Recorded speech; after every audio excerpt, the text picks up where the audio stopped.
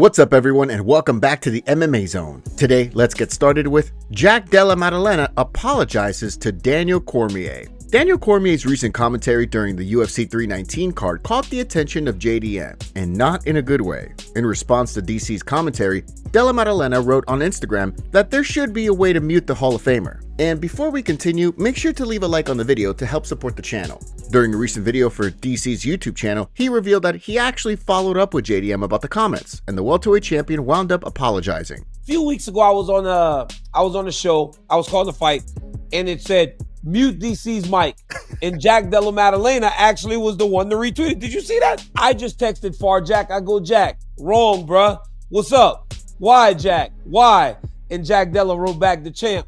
The champ just wrote back, my bad, DC. It was a bad take. Listen, so hats off to the boy Della Maddalena for responding to me when I said that. But I said, yo, Jack, what's up, baby? I've always been respectful. He go, my bad, DC. Bad take. DC also wound up catching a stray from Islam Makhachev, who shared a highlight video of Cormier writing, "Before it becomes fat." As Makhachev continues to train for his upcoming title fight, the former pound-for-pound king was seen in a video posted by Red Corner working on his striking.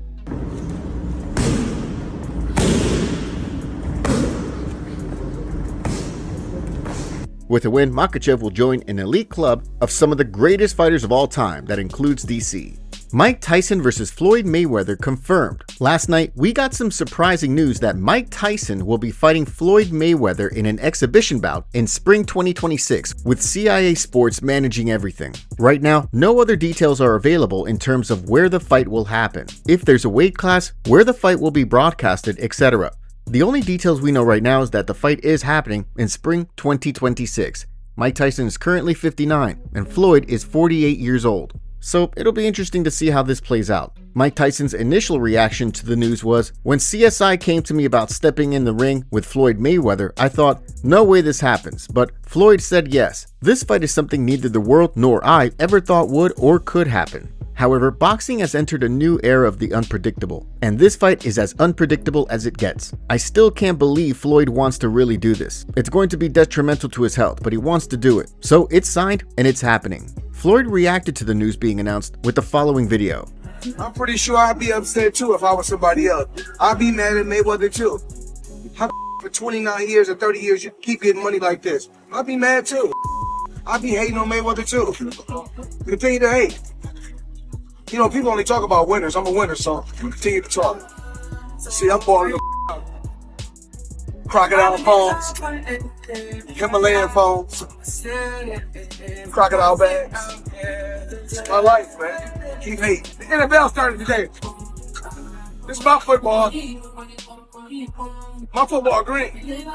My gloves is green. Sean Brady calls out Belal Muhammad for UFC 322. To date, Sean Brady has just one loss on his otherwise unblemished MMA record, a TKO loss to Belal Muhammad on the UFC 280 card in Abu Dhabi. With Brady looking to cement his place as the UFC's next welterweight contender, and Muhammad eager to move one step closer to reclaiming the title, Brady feels like the time for a rematch is now. During a recent episode of he and Joe Pyfer's Brady Bag show on YouTube, the streaking contender called out Muhammad for a rematch on the UFC 322 card. I want to try to push for the Belal fight. I think that's kind of the next like what direction. I'm trying to lean towards. I think me and him at MSG, or hopefully sometime this year. I would love to do it at MSG though. I think me and Belal have a great backstory. He lost recently. I'm on a nice run, so I know he beat me, but it makes more sense now that he's coming off a loss. He's number one. I'm number two. He beats me. He's right back in the title picture. I beat him. You can't deny me my title shot after that. So let's do this, Belal. Whether the former champion is interested, only time will tell. Nassourdine Imavov reacts to Dana White's comments. Heading into Nassourdine Imavov's upcoming fight with Caio Borralho this weekend, the streaking contender knows that he doesn't just need to get a win, he needs to get a win so impressive that it puts him atop the pile of contenders at 185. After Dana White confirmed that the next title shot would go to the winner of either Imavov versus Borralho or Reinier de Ridder versus Anthony Hernandez, Imavov weighed in during an interview with MMA Fighting. No, I'm not disappointed. I know what I'm worth, and after this fight, I'm going to be the #1 contender for the title. And I know that what I've done in the weight class, no one else has done it. Like, if you talk about those 3 contenders, they didn't do what I did.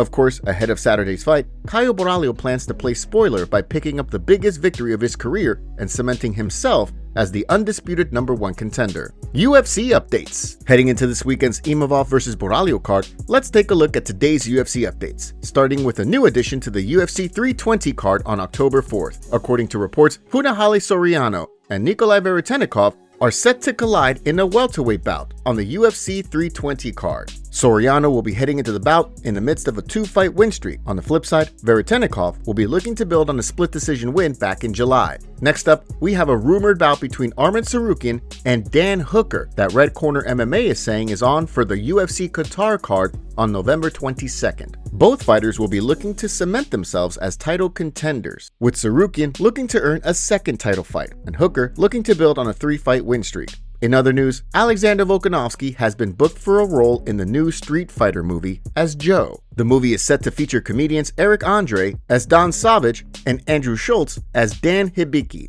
as well as wrestlers Roman Reigns and Cody Rhodes. Additionally, Vitor Belfort has withdrawn from a scheduled boxing match with Vanderlei Silva set for the 27th. MMA Fighting broke the news, revealing that Belfort sustained a concussion in training and has been forced from the fight. And last but not least, Colby Covington has weighed in on Dustin Poirier's retirement during a recent video for his YouTube channel. Second question from Paxton. Any word on the Dustin fight? No word on the Dustin fight. He's been scared of my shadow for years, ever since we trained together at that old gym. You know, the guy just knows what I bring to the table. He knows he can't beat me. He can't even get a lucky punch on me. So he's not even willing to try like his friend George. You know, at least he tried. You know, Dustin doesn't even want to try. He's going to go into retirement knowing that I owned his soul. And, you know, he didn't defend his family's honor and legacy. So, you know, Dustin's a little he's Louisiana swamp trash, and he's a pathetic little Alex Pereira move to heavyweight is inevitable? While it's long been theorized that Alex Pereira will move up to heavyweight in pursuit of a third title, the former champion revealed during an appearance on the Ariel Helwani show this week that when the cut to 205 gets to be too much, he plans to make the move up to heavyweight. When Helwani asked if he thought about moving up to heavyweight for this fight, Pereira said no. However, that doesn't mean he won't move up in the future. No, there was absolutely none consideration to move up to heavyweight before this fight. I took a break, training hard, training heavy, gained some muscle and size, and focused on this. I'm going to listen to my body. Eventually, when it gets harder for me to get to light heavyweight, I'm going to go to heavyweight. Ahead of his upcoming rematch with Ankalaev, Pereira is also working on his English. And perhaps understandably so. The former champion was mind-blown to learn that despite words like bite and fight sounding similar, they're spelled completely different. O Patão aí no inglês, tá sempre no inglês, né, Patão? Sempre tá aprendendo?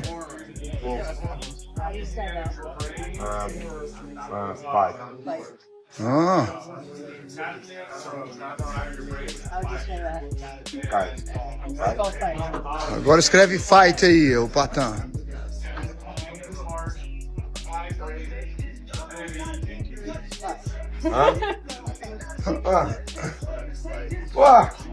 Ô, Patão, tá aí. É o mesmo pronúncia, porra.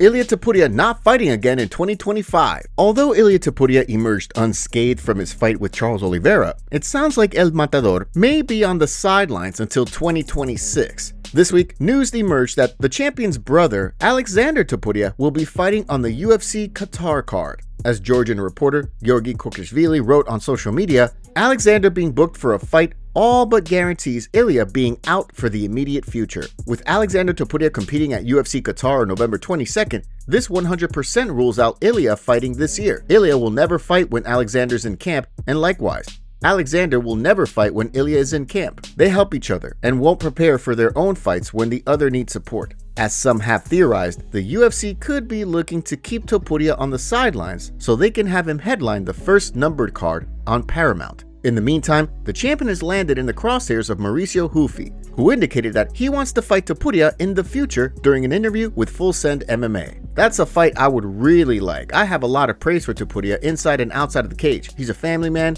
he's always with his wife, he's a good guy, he fights well. So yeah, that's a fight that I'd really like. And I really feel like a good performance can get you far in the UFC. I feel like the rankings don't really mean much. You see guys coming in and fighting a top 10 guy in the case of Pitbull Pereira this week, or guys fighting for the title very quickly. So I do think a performance can get me there quicker, and fans want to watch Mauricio Hufi and Ilia Topuria.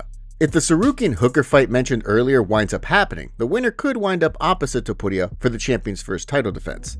MMA community calls out UFC managers for lawsuit. According to the MMA Fighters Association, founded in 2009, managers are reportedly trying to claim a percentage of the money that fighters earned from the UFC's Lee v. Zuffa antitrust suit settlement, which saw Anderson Silva reportedly make $10 million according to John S. Nash. While managers typically get a percentage of fighters' paychecks, the MMA FA decided to call out managers trying to scheme their way into a share of the money meant to go to fighters. In a post on social media on Thursday, MMA FA's account wrote, "A public service announcement. All managers trying to claim a percentage of fighters' settlements, please announce yourselves in public. You did nothing to change the status quo. You did nothing to assist the lawsuit, and you feel entitled to payout? Who are you? Announce." Aljamain Sterling replied, "If any of you other fighters are getting a payout from the class action, I hope to God you're smart enough to know you do not owe any percentage to your manager. And if they're asking you for a percentage of it, that should show you who they truly are. Shaking my